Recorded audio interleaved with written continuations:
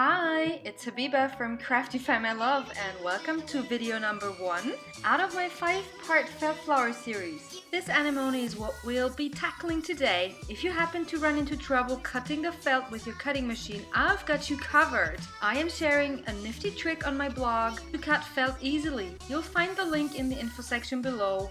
There will also be a full supplies list and a free SVG cut file or template if you'd rather work old school with your hands. You'll need a rectangle that's 2 inches wide and half an inch tall, 9 petals and a pom-pom.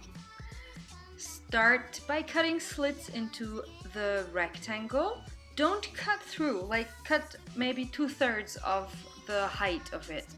And then add hot glue and start wrapping these little flower stems around your pom-pom ball.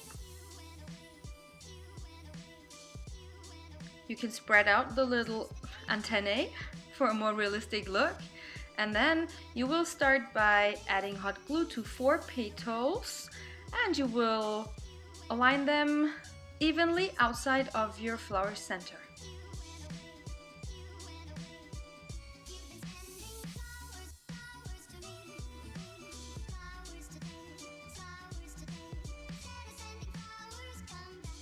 The next layer will be made out of 5 petals.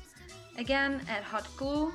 Maybe start with 3 so the hot glue won't be dry once you've using that petal, and then start gluing them around the first layer of petals.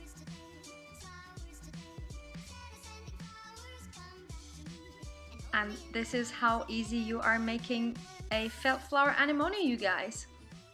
Almost done. What you say? Isn't it pretty? You can make many more, or you can mix it up with other felt flowers.